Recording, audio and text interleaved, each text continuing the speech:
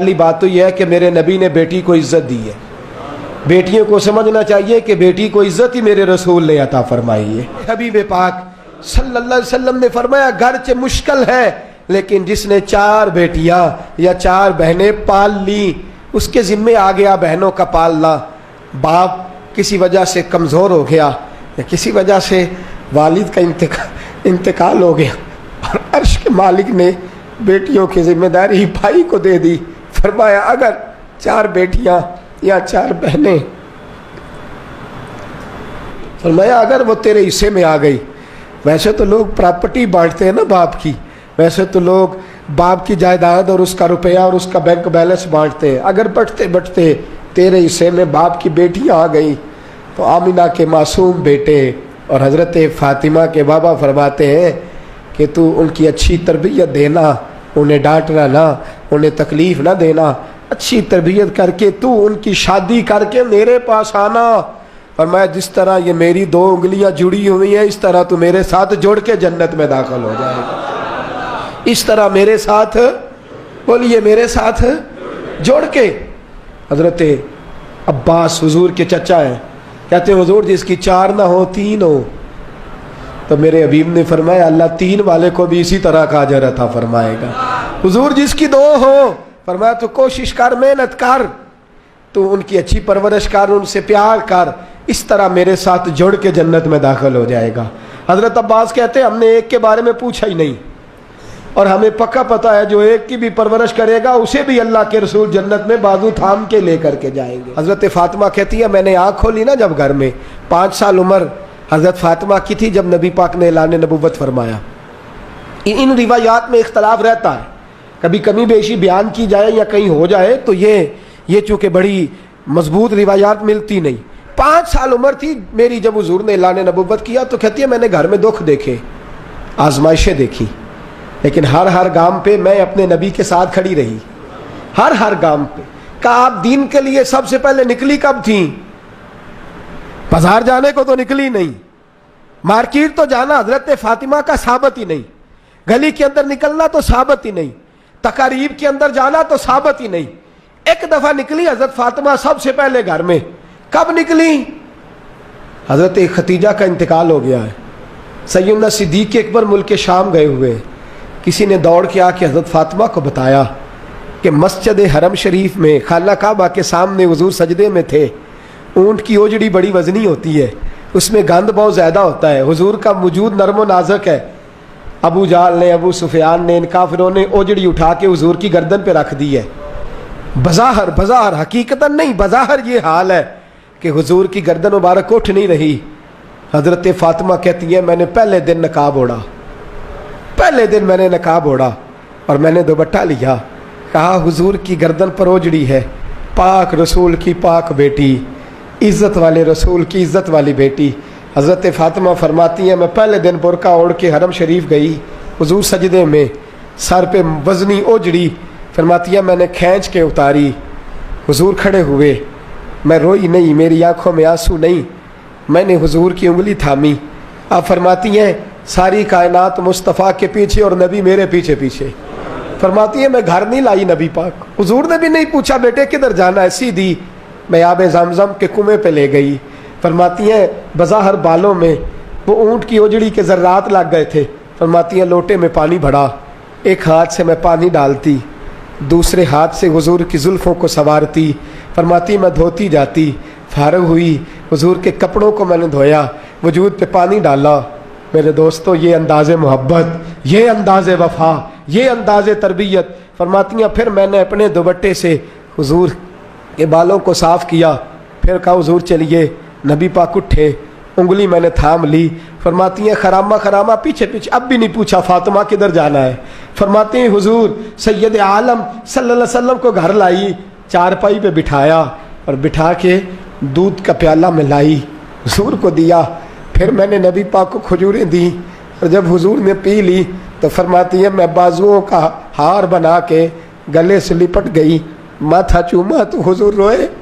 तो मैंने कहा या रसूल अल्लाह आपने गम नहीं करना, मेरी अम्मा सैयदा खतीजा फरमाया करती थी फातिमा तेरे बाप को अल्लाह बड़ी इज्जतें अता फरमाएगा, بڑی فرماتی ہیں وہ پہلے دن میں دین کے لیے نکلی، پھر میں بدر میں بھی مصطفیٰ کے ساتھ گئی، احد میں بھی گئی،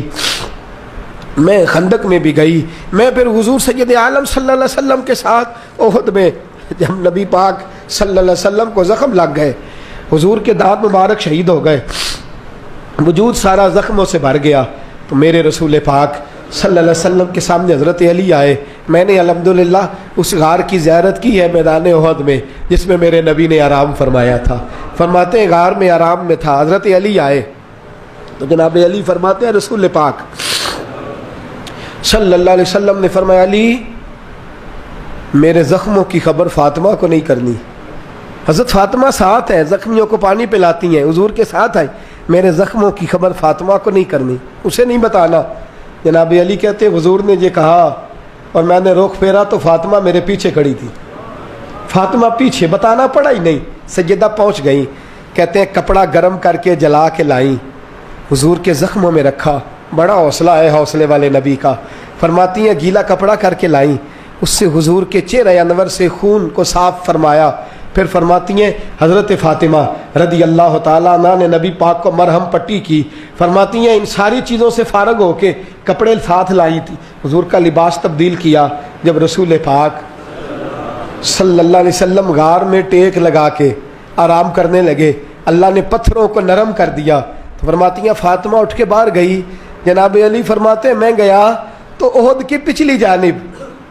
دیوار پہ سر رکھ کے فاطمہ رو رہی تھی، میں قریب گیا تو میں نے کہا وہاں تو تیرے بڑے حوصلے تھے، تیرا ایک آنسو بھی نہیں گرا، اور یہاں تیرا کیا حال ہے؟ فرمانے لگی علی تو نے حضور کے زخم نہیں دیکھے، تو نے رسول پاک کی تکلیف کو نہیں دیکھا، وہاں روتی تو حضور پریشان ہوتے، یہاں اپنے رب کی بارگاہ میں آنسو بہا رہی ہوں۔ حضرت علی کہتے ہیں آنسو میرے بھی نکلے، میں نے کہا بیٹی جانے اور باپ جانے، وہ کہتے ہیں فاطمہ کو بتانا نہ، فاطمہ جاتی ہے تو حوصلہ دیدنی، ساری زندگی اس دین متین کے لیے سیدہ طیبہ طاہرہ کا اسوہ نور رہا، گھر میں میرے رسول کریم صلی اللہ علیہ وسلم کائنات کے امام ہے۔ توجہ ہے آپ حضرات کی؟ تو نہیں آ رہی، بڑا خاص عنوان ہے، اس عنوان پر بولنا بھی مشکل، لکھنا بھی مشکل، پڑھنا بھی مشکل، خاص منفرد سا عنوان ہے، حضرت فاطمہ الزہرا۔ سیدہ فرماتی ہیں گھر کے اندر یہ حال تھا کہ حضور اشارہ کریں، یہ نہیں کہ باپ دے کچھ نہیں سکتا تو بچے غربت میں پلے، نہ اختیاری فقر ہے، حضور اشارہ کرے تو کائنات کی ساری نعمتیں ڈھیر ہو جائے۔ اور آپ فرماتی ہیں میں نے یہ منظر دیکھا بھی ہے، یہ منظر میں نے، بولیے یہ منظر میں نے، حضور کی بادشاہی کو میں نے دیکھا ہے۔ ایک دفعہ یہودیوں کی عورتوں نے شرارت کی کہ حضرت فاطمہ کو بلاتے ہیں اور ان کی غربت کا مذاق اڑاتے ہیں، معاذ اللہ ثم معاذ اللہ۔ کہتی ہیں گھر آئی عورتیں، کہنے لگی حضور اپنی بیٹی کو بھیجیے، ہمارے گھر میں شادی ہے، ہم چاہتی ہیں یہ وہاں لوگوں کو تبلیغ کریں، دین کا پیغام دیں۔ اب اسلام پر تو حضور ضرور بھیجا کرتے تھے، چاہے کوئی دھوکے سے ہی بلاتا، میرے حبیب پاک صلی اللہ علیہ وسلم نے کہا فاطمہ جاؤ۔ حضرت فاطمہ کہتی ہیں ہاں تو کر لی، پر میرے وجود پہ کپڑے پھٹے ہوئے تھے، کئی جگہ پہ پیوند تھے، اور مجھے پتا تھا یہ عورتیں کس مزاج کی ہیں۔ فرماتی ہیں میں نے نہ، حضور نے کہا تو میری آنکھوں میں 2 قطرے آنسوؤں کے آ گئے، میں نے کہا یا اللہ اپنے لیے نہیں، تیرے نبی کے دین کے وقار کے لیے، یا اللہ یہ عورتیں یہ بڑے برے خیالات اور نظریات کی ہیں، یہ مذاق اڑائیں گی دین اسلام کا، مہربانی فرما، نظر کرم فرما۔ حضرت فاطمہ فرماتی ہیں ابھی میری بات بھی مکمل نہیں ہوئی، رسول پاک پھر تشریف لے آئے اور فرمایا فاطمہ کیا کیا سوچ رہی تھی، کیا کہہ رہی تھی؟ کہ حضور کوئی خاص نہیں۔ فرمایا نہیں کچھ تو کہہ ہی رہی تھی، کچھ تو سوچ ہی رہی تھی۔ کہتی ہے میں نے بادشاہی کے نظارے گھر میں دیکھے، کچھ تو سوچ رہی تھی۔ حضور کیا ہوا؟ فرماتے ہیں حضور نے چادر مبارک کھولی، اندر سے جوڑا نکالا، فرمایا پتہ نہیں تو نے کیا سوچا ہے، جبریل جنت سے جوڑا لے کے پہنچ گئے۔ حضور نے وصال سے 3 دن پہلے حضرت فاطمہ کو بلایا،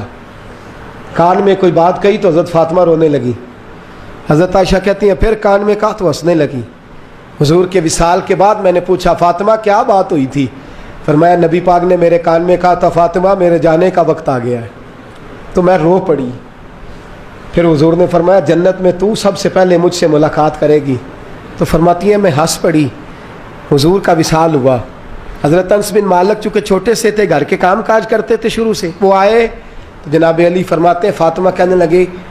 حضور کو دفن کر کے لوٹے، تدفین سے فارغ ہوئے، قبر مبارک میں اتارا، حکم پورا کیا، کہتے ہیں واپس آئے تو جناب انس سے سیدہ فاطمہ کہنے لگی انس تو نے بھی میرے رسول پہ مٹی ڈالی ہے، انس تیری جرت ہو گئی تھی؟ فرماتے ہیں اس وقت فاطمہ کا پہلا آنسو گرا اور پھر 6 مہینے حضور کے بعد حیات رہی، میں نے اس کے آنسو ہی گرتے دیکھے، لوگ سو جاتے وہ حضور کے روضے پہ جا کے بیٹھ جاتی، کہتے میں سمجھاتا بہلاتا، لیکن فاطمہ کہتی علی صبر اپنی جگہ، کرم اپنی جگہ، اور میں تجھے کیا بتاؤں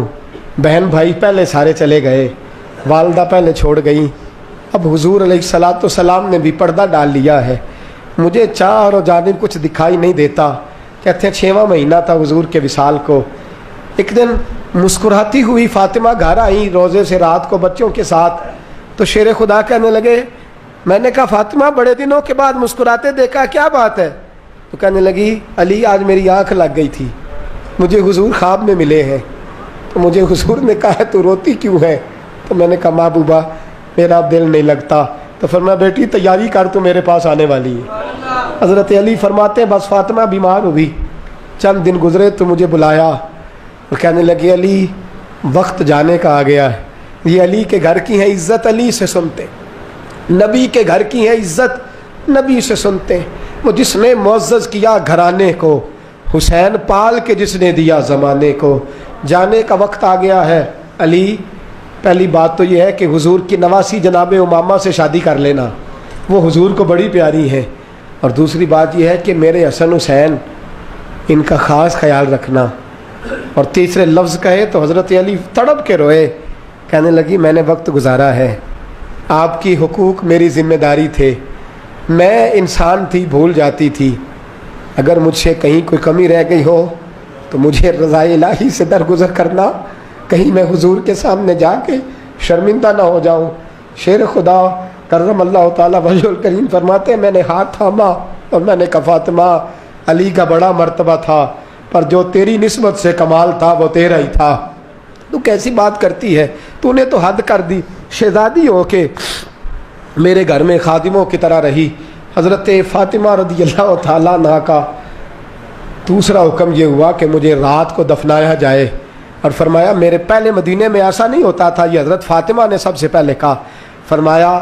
میری چارپائی کے ساتھ لگا کے نا شاخیں،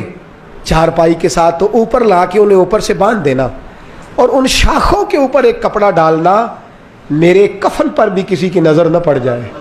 میرے کفن پر بھی۔ فرمایا شاخیں لگا کے یہ وصیت کی، فرمایا اوپر سے پھر رات کو اٹھانا، اندھیرے میں اٹھانا، اور پھر کفن کے اوپر شاخیں باندھ کر گویا ایک ڈولی سی بنا کر اس کے اوپر بھی کپڑا ڈالنا، کسی غیر محرم کی میرے کفن پر بھی نظر نہ پڑے، اور علی مجھے اپنے ہاتھوں سے قبر میں اتار کے اللہ کے سپرد کرنا۔ جناب انس بن مالک فرماتے ایک قیامت حضور کے وصال پہ دیکھی تھی، اور دوسری قیامت میں نے حضرت فاطمہ کا جنازہ اٹھی تو دیکھی۔ فرماتے ہیں عمر فاروق ایک کونے میں لگ کے رو رہے تھے، میں گیا، میں نے کہا عمر تو دلیر آدمی ہے، تجھے کیا ہوا؟ تو کہنے لگے پہلے حضور گئے تھے، اب نشانی مصطفیٰ بھی رخصت ہو گئی ہے، ہم بچوں کو بھیجتے تھے، فاطمہ کی دعائیں مصطفیٰ کی دعائیں لگتی تھیں، دیکھو سیدہ بھی رخصت ہو گئیں۔ میرے نبی پاک صلی اللہ علیہ وسلم نے فرمایا میری عزت والی بیٹی جب قیامت والے دن آئے گی، قیامت والے دن تو اللہ فرشتوں سے، نبیوں سے، ولیوں سے کہے گا گردنیں جھکا لو،